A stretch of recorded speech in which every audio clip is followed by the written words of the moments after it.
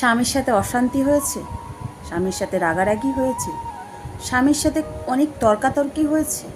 কাকে বলবে বুঝতে পারছো না। মা বাবাকে বলবে, তারা টেনশন করবে। ভাই বোনকে বলবে, তারা মজাক নেবে।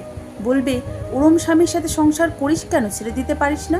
আমার স্বামী এরম করলে আমি এটা করতাম। বন্ধু বান্ধবকে বলবে, হাসবে পেছনে।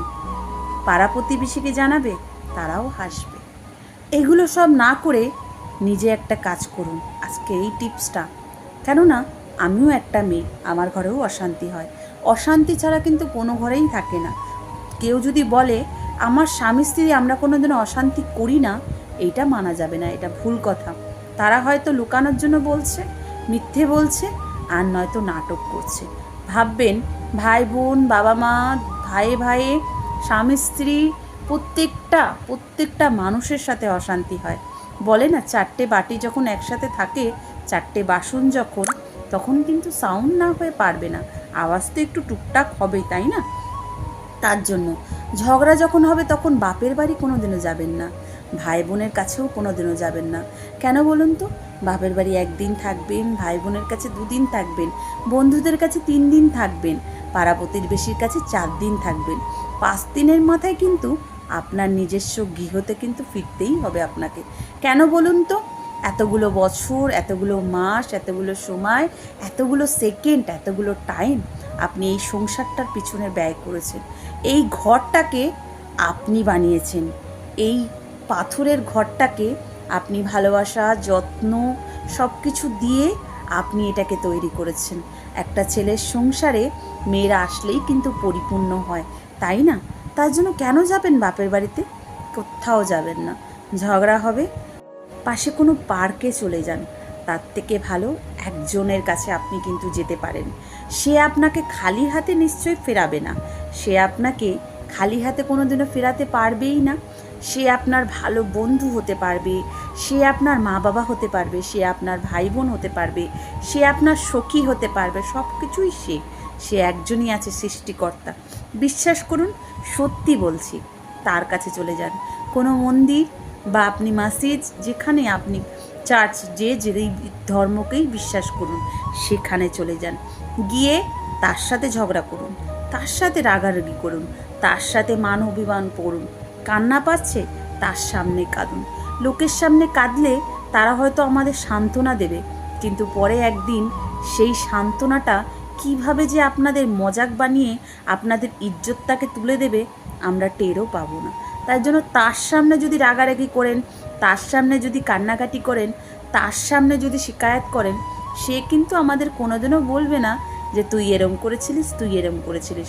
কেননা একমাত্র তিনিই আছে আমাদের সব কিছু সহ্য করার মতো। তার জন্য তার কাছে যান, তার কাছে জবাব চান। কেন আমি এরকম এত ভালো করতে চাইছি, আমার এরকম খারাপ হচ্ছে? কেন তুমি আমাকে এত কষ্ট দিচ্ছ? কেন তুমি আমাকে ধৈর্য দিচ্ছ না? কেন আমার স্বামী এরকম করছে? কেন আমার সন্তান এরকম করছে? তার কাছে জিজ্ঞেস করুন। কোনো না কোনোভাবে সেই আপনার মনটাকে বোঝাবে, সান্ত্বনা দেবে, আপনাকে অনুপ্রেরণা দেবে, আরও শক্তি দেবে। জানো, যত কষ্টই আসুক না কেন, ধৈর্য দাও আমাকে। ধৈর্য দেওয়ার মতো শক্তিটা কিন্তু উনিই একমাত্র দেবে আপনাকে। বিশ্বাস করুন, আপনি যান, দেখবেন কাঁদলে পরে মনটা কিন্তু হালকা হয়। তাহলে ওনার সামনে কাঁদুন না, মানুষের সামনে কেন কেঁদে নিজেকে ছোট মনে করবেন? আজ আমরা ঝগড়ার কথা বলবো মানুষের কাছে, কাল কিন্তু আমাদের ওটা নিয়েই নিন্দা করবে। আজকাল মানুষ কিন্তু পেটের কথা নিতে জানে, নিয়ে সেটাকে 10 কান করতে জানে। তার থেকে ভালো না, স্বয়ং যিনি আছে সে কিন্তু 10 কান করবে না, সে আবারও আমাদের ভালো করবে।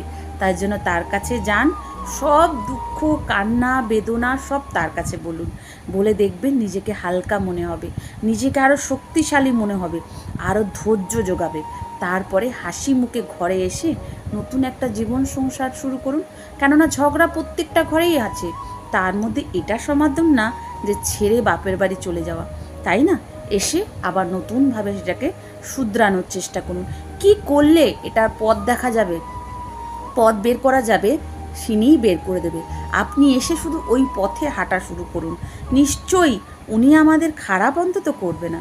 তার জন্য ভগবানের প্রতি ভরসা রেখে তাকেই সব কিছু বলুন, তার কাছেই যান, দেখবেন তাহলে আর বাপ মাও কষ্ট পেল না, ভাই বোনও হাসি তামাশা করলো না, পাড়া প্রতিবেশীও জানলো না।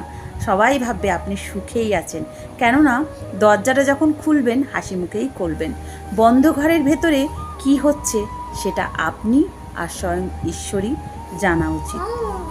ভিডিওটা ভালো লাগলে লাইক সাবস্ক্রাইব করে পাশে থাকতে ভুলবেন না। আপনাদের একটা সাবস্ক্রাইব, একটা লাইক অনেক অনুপ্রেরণা দেয়। আর কোন টপিক নিয়ে আপনারা বলবেন, আমি সেই টপিক নিয়েই কোনো মোটিভেশন প্রবলেম নিয়ে আপনাদের আমি নিশ্চয়ই ভিডিও বানাবো। আপনারা সাথে থাকবেন, পাশে থাকবেন, সব সময় ভালো থাকবেন, এটাই ভগবানের কাছে কামনা করি।